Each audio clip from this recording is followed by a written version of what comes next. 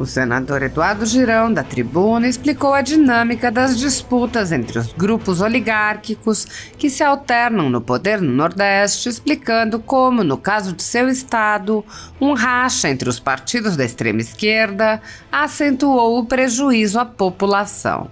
O senador disse: "Eu sei que é no Brasil todo, mas o estado do Ceará vem tropeçando nisso há muitos anos, com essa oligarquia que alterna de poder, mas são os donos do poder do estado. Poder pelo poder. O interesse é se perpetuar. Não estão nem aí para a população." O senador disse: "E o que nós estamos vendo são as facções criminosas dominando cada vez mais espaços grandiosos no estado do Ceará. Chegam ao ponto de não deixar trabalhadores entrarem à luz do dia em certos locais sem pedir autorização, de expulsar famílias inteiras de casa quando não pagam pedágio ao crime. O estado do Ceará está assim. Antigamente a gente via as pessoas nas calçadas, hoje não se vê mais nem no interior do estado. É um clima de terror por omissão do governo, por inversão de prioridades do governo, que fecha os olhos para isso. Fraco. Governo fraco. E está cada vez pior." Eduardo Girão relatou os problemas da saúde em seu estado e mostrou como são consequência das disputas políticas. Ficou muito escancarado naquele momento que existem problemas de comunicação entre a gestão do governo do estado do Ceará, quando a prefeitura da nossa capital, a capital mais especial do Brasil, que é Fortaleza, porque eles brigaram lá.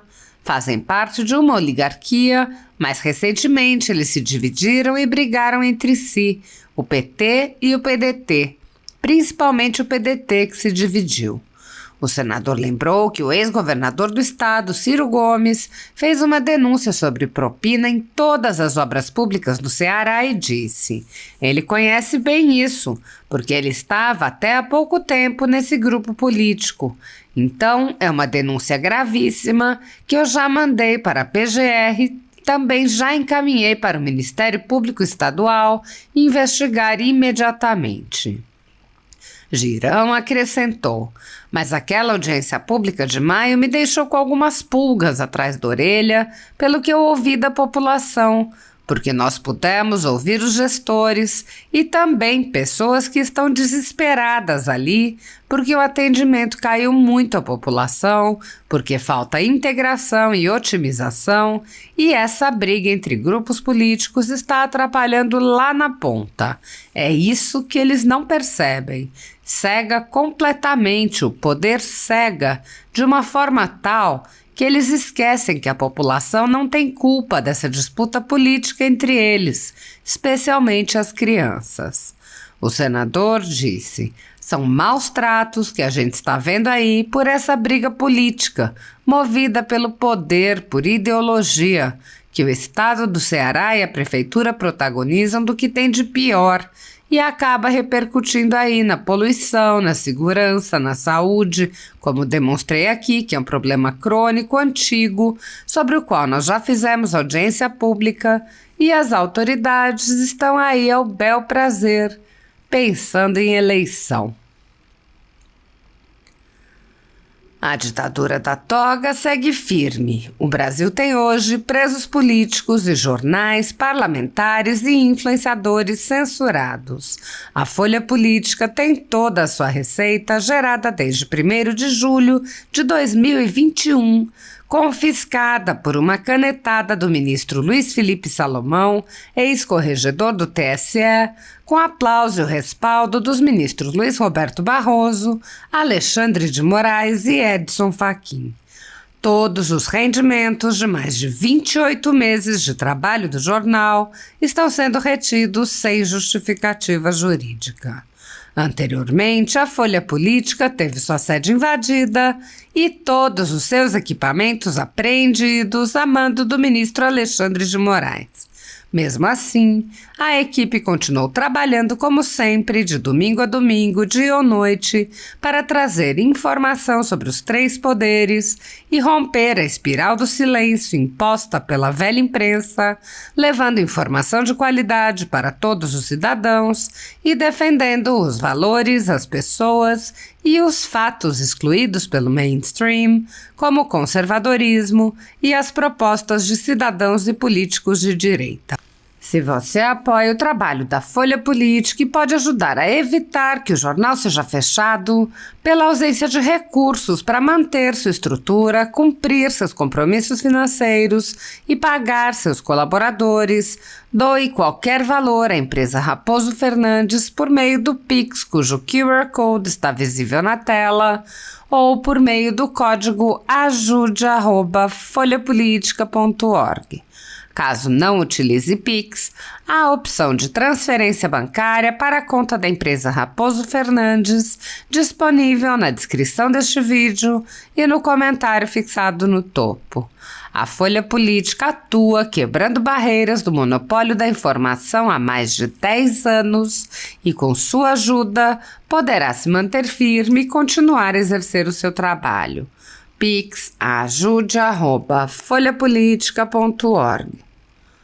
Assista.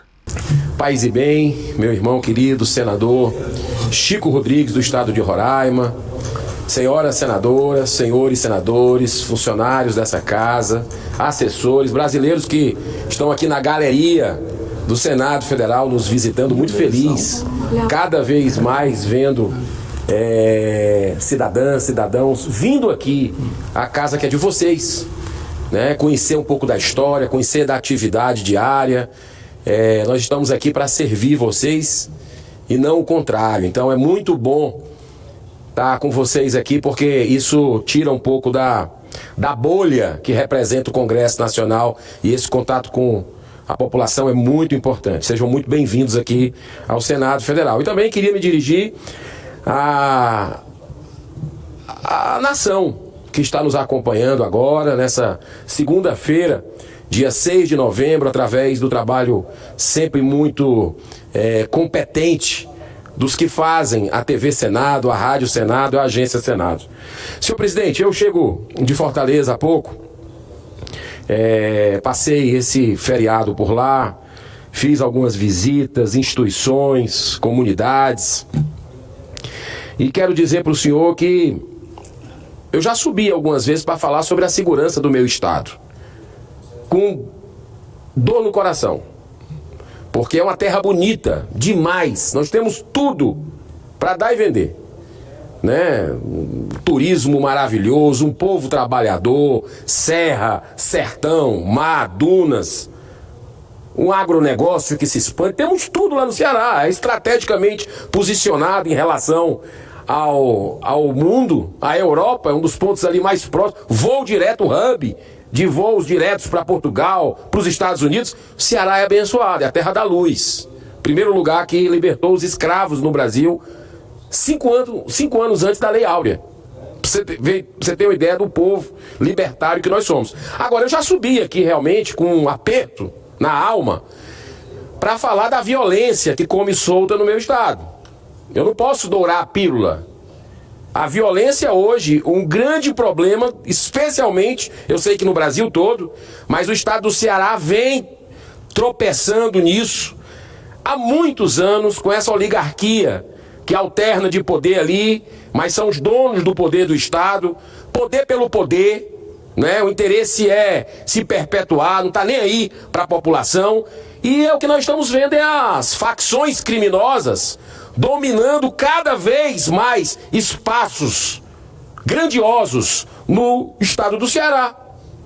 Chega ao ponto de não deixar trabalhadores entrar à luz do dia em certos locais, sem pedir autorização, expulsa famílias inteiras de casa quando não pagam pedágio ao crime. O estado do Ceará tá assim.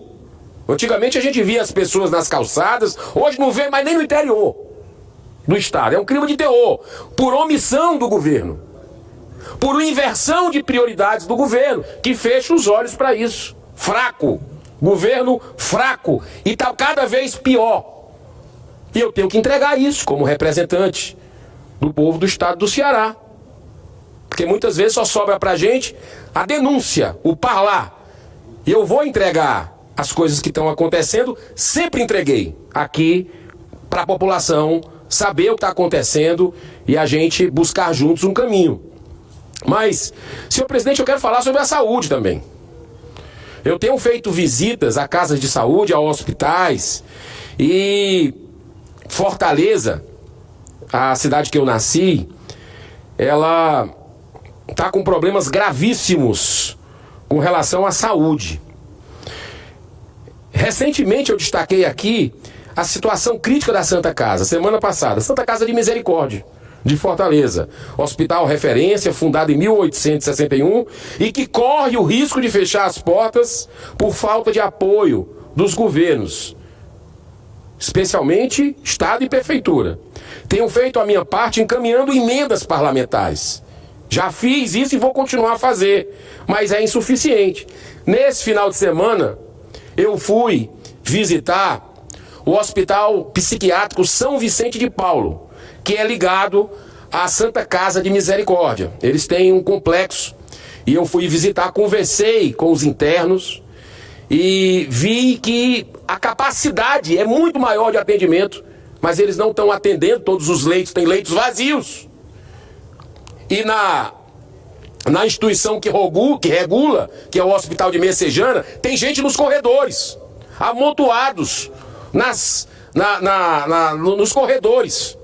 Mas lá a Santa Casa, o Hospital São Vicente de Paulo tem leito.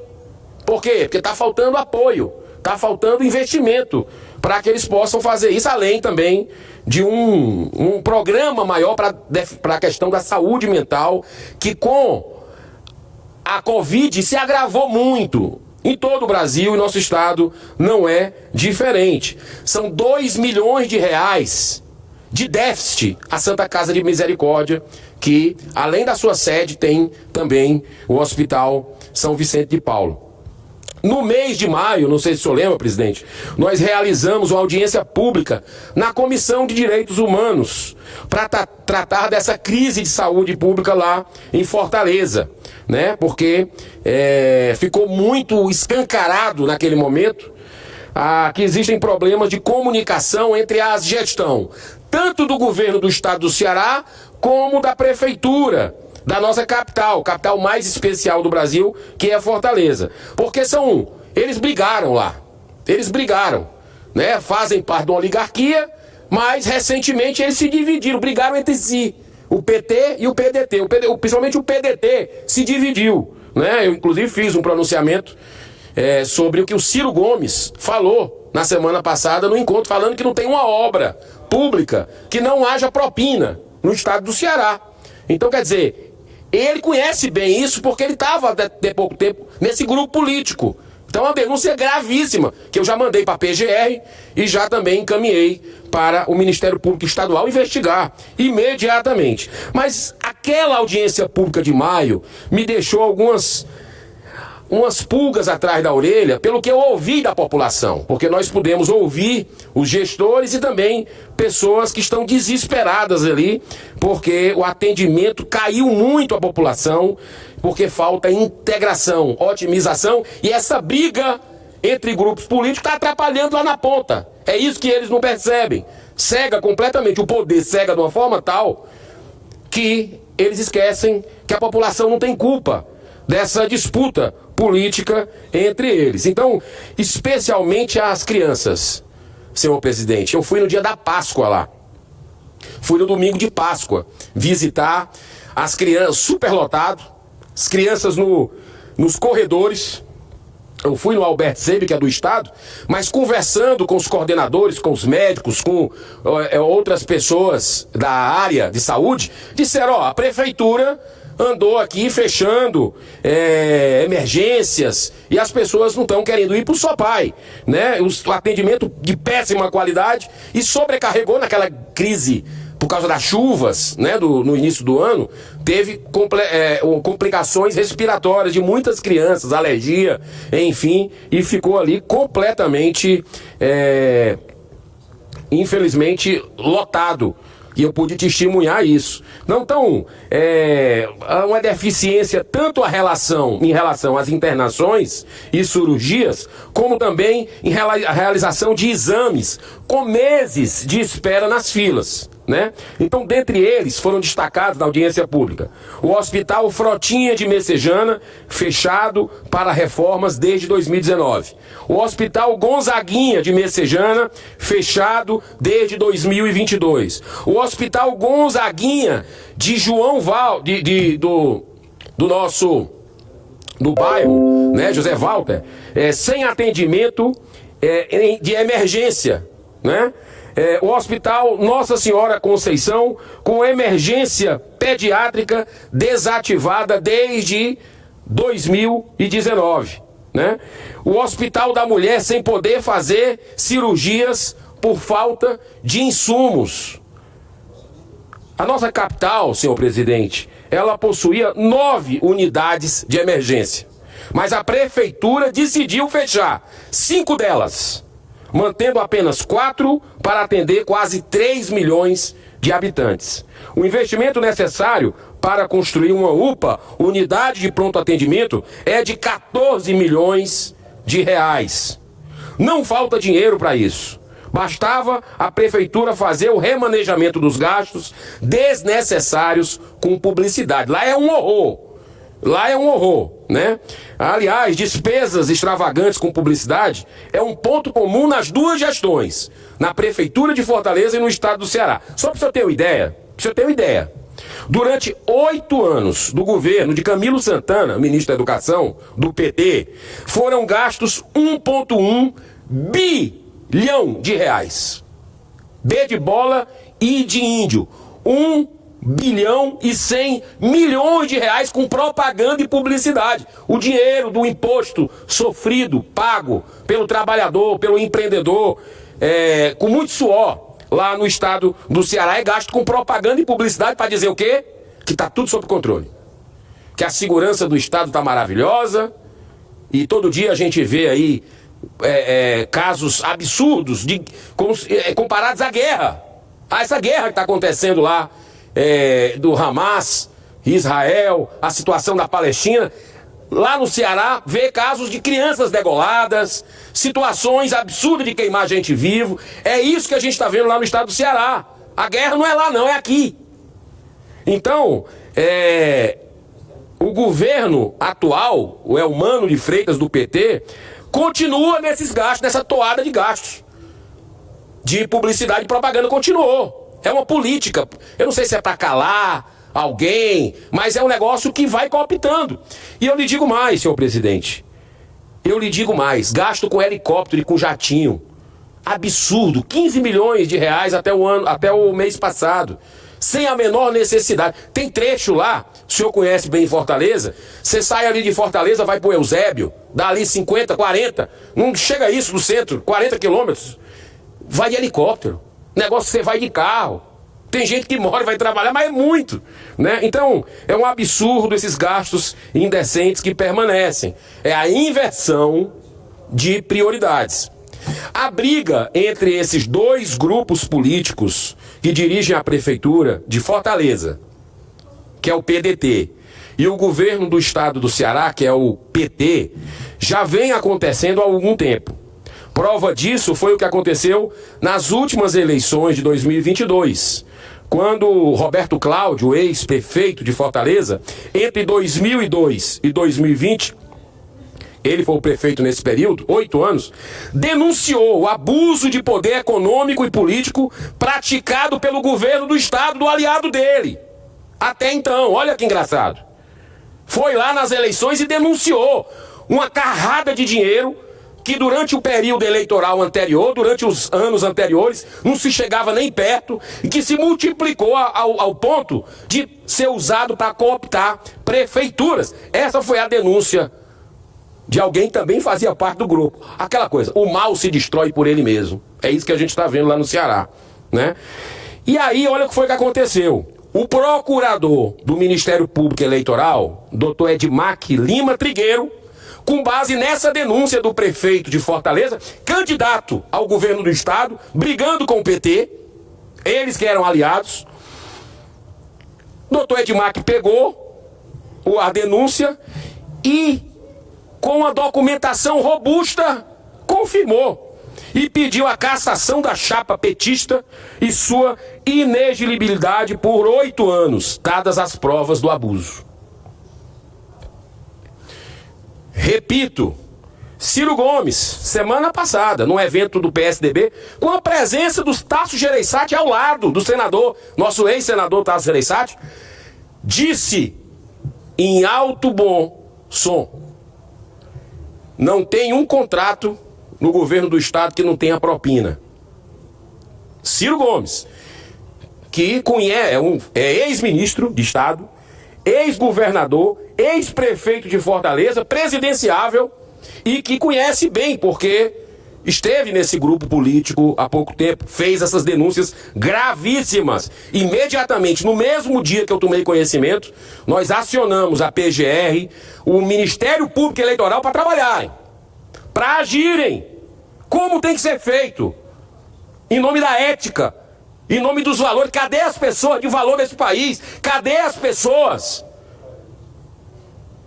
que são de boa índole, que são cumpridoras dos seus deveres? Está aí para investigar as denúncias de Ciro Gomes. Muito importante isso, e eu fiz reforcei, denunciei, fiz esse pedido de investigação imediata. É isso que a gente está vendo. A briga entre os que querem o poder e a população, como dizia aquele personagem do Chico Anísio cearense, a população que se exploda. É esse o que se percebe na briga política que hoje existe entre antigos aliados do PT e do PDT. Isso não é correto. O olhar tem que ser para o humano. Abissal a diferença que a gente vê lá de pobreza no estado do Ceará. Muito, muito, muito ricos, muito, muito, muito pobres. É uma discrepância pouca vista no Brasil. É o que você vê no Ceará. Segurança, saúde, como eu coloquei aqui, em frangalhos. Será que nós não chegamos no fundo do poço? Ou a gente aprende pelo amor, ou a gente aprende pela dor. Eu penso que em todos os serviços públicos, senhor presidente, são inaceitáveis quaisquer tipo de desvios ou desperdícios. Mas quando isso acontece na saúde, o preço é o sacrifício de muitas vidas humanas. E não tem preço. Cada vida humana não tem preço. Portanto, como essa área envolve as 3 esferas de governo, federal, estadual e municipal, o correto é haver a integração técnica e eficiente entre as secretarias. Deixa de lado as brigas, olha para o povo. Sem interferências partidárias ou ideológicas, de forma a diminuir a dor e o sofrimento dos cidadãos que já pagam altos impostos. Senhor presidente, a situação chegou no nível tal de um querendo atrapalhar o outro, o governo do estado querendo atrapalhar a prefeitura querendo atrapalhar o governo do estado, que você vê aqui, por exemplo, o problema crônico da poluição de um patrimônio nosso, que as pessoas viajam para curtir as praias do Ceará.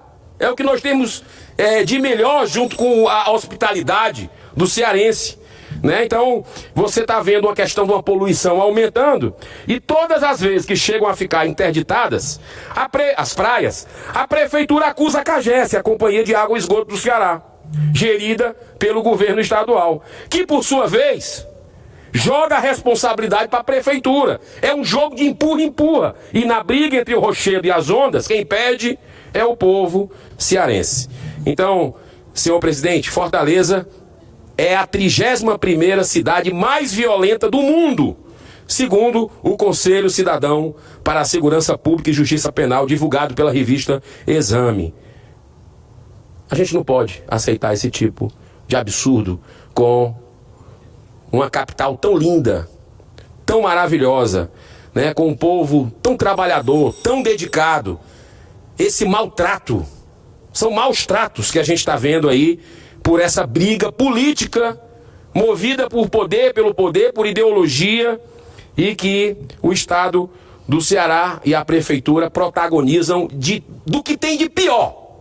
Do que tem de pior, né? E acaba repercutindo aí na poluição, acaba repercutindo na segurança, acaba repercutindo na saúde, que eu demonstrei aqui, que é um problema crônico, antigo, que nós já fizemos audiência pública, e as autoridades estão aí, ao bel prazer, pensando em eleição. Que Deus nos abençoe, nos guie, que possamos, inspirados por Deus, encontrar uma solução de bom senso para a sociedade, para o fortalezense. Muito obrigado, senhor presidente. Eu gostaria de convidar